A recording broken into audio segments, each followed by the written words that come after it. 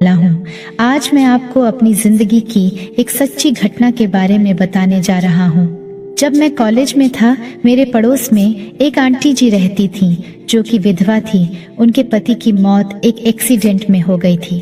उनकी एक बेटी रीना थी। वह अपनी बेटी के साथ अकेली ही रहती थी। वो मुझे अक्सर शाम को घर पर रीना को पढ़ाने के लिए बुला लेती थी। रीना अभी 10वीं क्लास में थी और वह बहुत ही खूबसूरत थी। मेरी नज़र हमेशा रीना पर टिकी रहती थी। उसकी खिलखिलाती हंसी, उसकी खूबसूरती मुझे भा गई थी।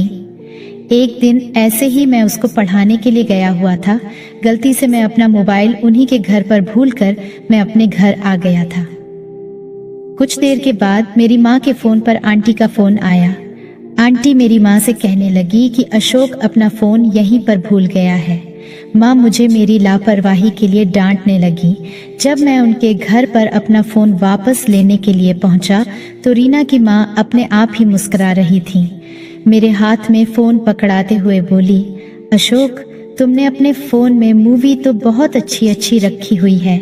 मेरे फ़ोन में बहुत सारी फिल्में थीं, लेकिन आंटी कौन सी फिल्मों की बात कर रही थी ये मुझे पता नहीं चल रहा था। फिर इस बात को पक्का करने के लिए मैंने अनजान बनकर उनसे पूछा, थैंक यू आंटी, मगर आप कौन सी मूवी की बात कर रहे हो? मेरे फ़ोन में तो बहुत सारी मूवी रखी है। वो मुस्कुराकर बोली, वो वाली। आंटी मैं समझा नहीं, ज़्यादा भोला मत बन, तेरी माँ को बताऊंगी तो सब याद आ जाएगा। मैंने तुरंत बात को संभालने की कोशिश करते हुए कहा, नहीं आंटी, आप गलत समझ रही हैं। मैं अपने फ़ोन में कोई भी गलत फिल्में नहीं रखता हूँ। आप माँ को कुछ मत कहना, मैं ये सब डिलीट कर दूंगा। आंटी बोली, अरे डरो नहीं, कुछ नहीं कहूंगी तेरी मम्मी को, मैं तो बस मजाक कर रही थी। अच्छा ये बताओ कि गर्लफ्रेंड है क्या तुम्हारी? मैंने कहा, नहीं आंटी, अभी तक तो कोई नहीं है, आप मोबाइल दे दो मेरा। मोबाइल मेरे हाथ में देते हुए वो बोली, फ़ोन में लॉक लगा कर रखा करो। मैंने कहा, ठीक है आंटी। फिर मैं अपना फ़ोन लेकर घर आ गया। रात का खाना खाने के बाद सोने लगा तो नींद नहीं आ रही थी। मेरे दिमाग में आंटी की बातें ही घूम रही थीं। उस दिन के बाद से आंटी ने मुझे घूरना शुरू कर दिया। कभी छत पर तो कभी गली में, कभी अपने घर बहाने से बुलाती, कभी मुझे छूने की कोशिश करती थी। ऐसे ही एक दिन जब मैं शाम को उनके घर ट्यूशन देने गया तो मैंने पाया कि आंटी अकेली थी। मैंने पूछा, आंटी रीना कहाँ है? आंटी बोली, वो अपने नाना के यहाँ चली गई। मैंने हैरानी से पूछा, कब? आंटी बोली, आज सुबह ही तो निकली है। रात में उसके नाना आ गए थे, उसका भी मन कर गया और सुबह वो उनके साथ ही निकल गई। मैंने कहा, ठीक है आंटी, जब वो है ही नहीं तो फिर मैं जाऊं? वो बोली, आ ही गए हो तो बैठ जाओ, चाय बनाऊंगी, तुम भी पी लेना एक कप मेरे साथ। वो चाय बनाने चली गई और मैं टीवी देखने लगा। आंटी घर में अकेली थी तो मैंने सोच लिया कि यहाँ ज्यादा रुकने में कोई फायदा नहीं है। फिर आंटी चाय बनाकर लाई। जब वो मुझे कप पकड़ाने लगी तो उन्होंने मेरा हाथ भी पकड़ लिया। वह बोली, बहुत मुलायम हाथ है, तुम तो मर्द हो, मर्दों का हाथ तो एकदम लोहे जैसा होता है। उनकी ऐसी बातें सुनकर मैं थोड़ा घबराने लगा। वो मुस्कुराकर मेरे साथ बैठ गई। बोली, आज मुझे बाजार जाना है क्या, तुम मेरे साथ चलोगे? मैंने कहा, आंटी मुझे कुछ काम है, इसलिए मुझे अभी घर जाना होगा।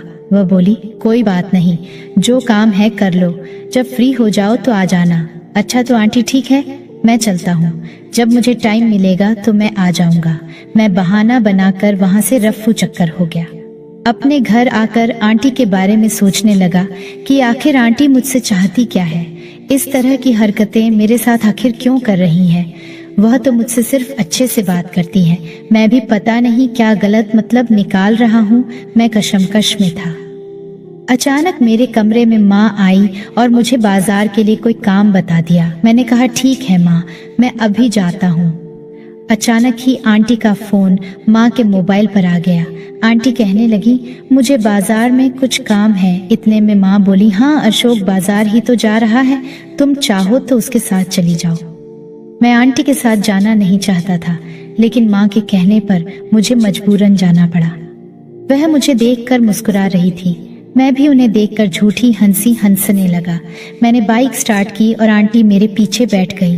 जैसे ही बाइक घर से थोड़ा दूर पहुंची, आंटी मुझसे चिपकने की कोशिश करने लगी।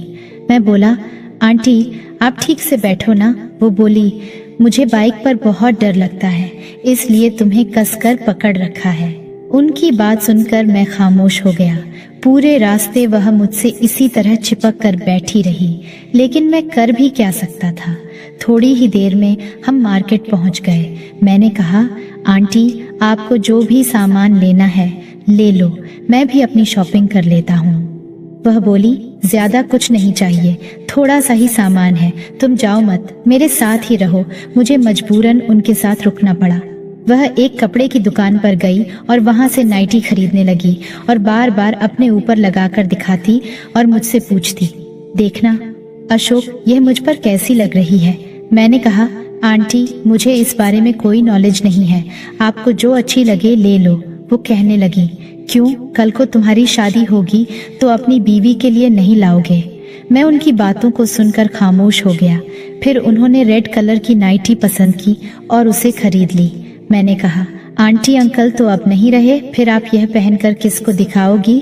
वह बोली, अंकल नहीं है तो क्या हुआ, मेरा क्या दिल नहीं है? मैं उनकी यह बात सुनकर थोड़ा मायूस हो गया और अपने आप को कोसने लगा। थोड़ी ही देर में मैंने अपने घर का सामान भी खरीदा और मैं आंटी को लेकर घर आ गया। शाम को आंटी का फोन आया और वह बोली, अशोक क्या तुम घर आ सकते हो?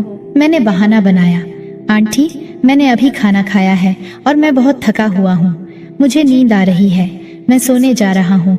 मेरी माँ कहने लगी, एक बार उनके घर जाकर देख तो ले, क्या पता तेरी आंटी को कोई जरूरी काम तो नहीं है।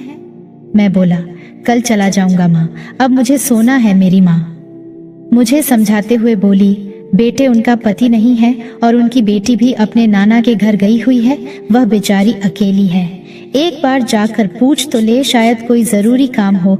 मुझे अपनी माँ के आगे झुकना पड़ा और मैं आंटी के घर चला गया। जैसे ही मैंने आंटी की डोरबेल बजाई, आंटी ने जल्दी से आकर दरवाजा खोला।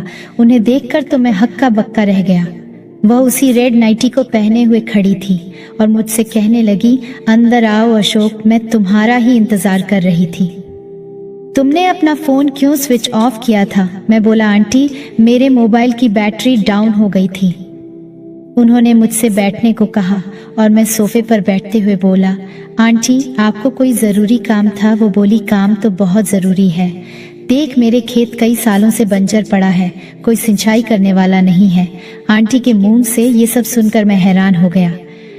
तभी वो सोफे से उठी और मुझे सोफे पर ही लिटा दिया। अब मैं भी तो एक मर्द हूँ, आखिर कब तक बर्दाश्त करता? फिर वही हुआ जो नहीं होना चाहिए था।